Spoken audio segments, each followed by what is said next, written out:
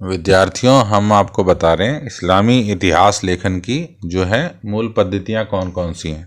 अब तक के वीडियो में आपने खबर इतिहास और काल क्रमात्मक इतिहास लेखन, ये दो के बारे में आप जान चुके हैं।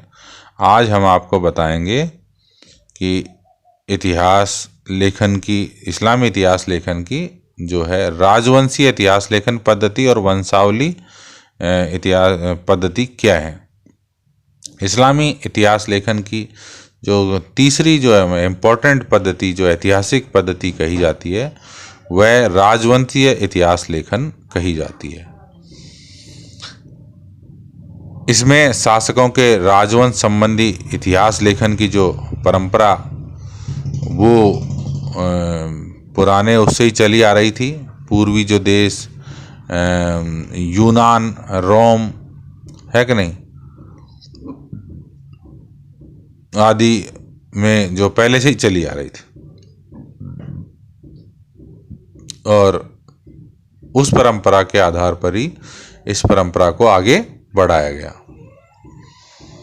फिर भी ये कह सकते हैं कि जो इस्लामी इतिहास लेखन है उस पर ईरानी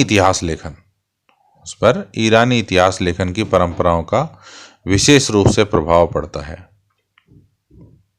इस परंपरा में पहली बार जो अब्बासी खलीफा थे उनके समकालीन मोहम्मद सालेह नामक मुस्लिम इतिहासकार द्वारा अब्बासी जो वंश के खलीफा हुए उनका इतिहास लिखा गया है। मोहम्मद सालेह नामक जो एक मुस्लिम इतिहासकार हैं, उन्होंने अब्बासी वंश के खलीफा, आपको पता है कि इस्लाम में खलीफा हुए हैं, है कि नहीं, खलीफाओं का युग था, एक विशेष युग रहा है। और तुर्की के खलीफा, है कि नहीं, तो उस स्थिति में खलीफाओं का इतिहास लिखा गया और ये परंपरा निरंतर रूप से चलती रही। उमैया वंश आया, उसके बाद उमैया वंश के समय में भी इस प्रकार का इतिहास लेखन बड़ी संख्या में किया गया।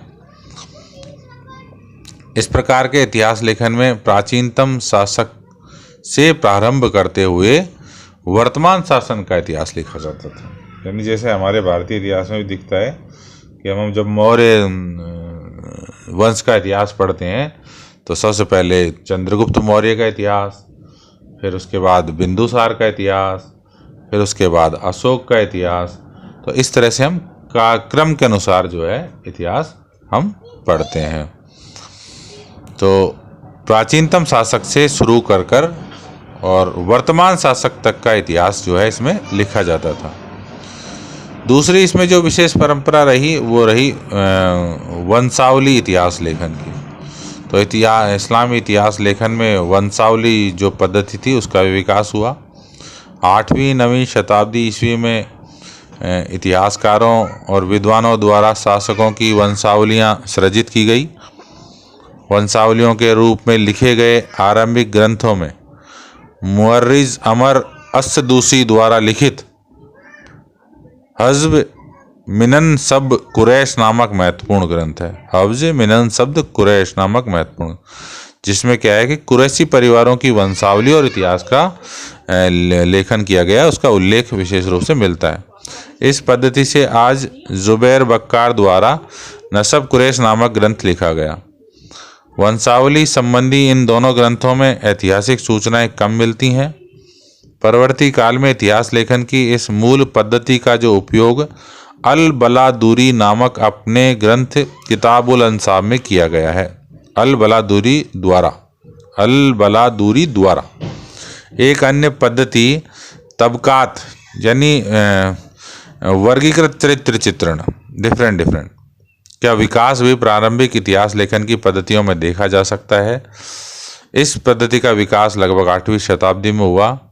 इस पद्धति में धार्मिक विषयों पर अधिक बल दिया गया है। इस प्रकार हमने सभी वीडियो में देखा कि इस्लामी इतिहास लेखन की मूल पद्धतियाँ कौन कौन सी हैं। खबर पद्धति, काल क्रमानुक्रम पद्धति, राजवंशीय पद्धति, वंशावली पद्धति और तबकात पद्धति। तो इस तरह से हमने जो है जाना कि इस्लामी इतिहास लेखन की मूल पद्धतियाँ कौन कौन सी थी। अगला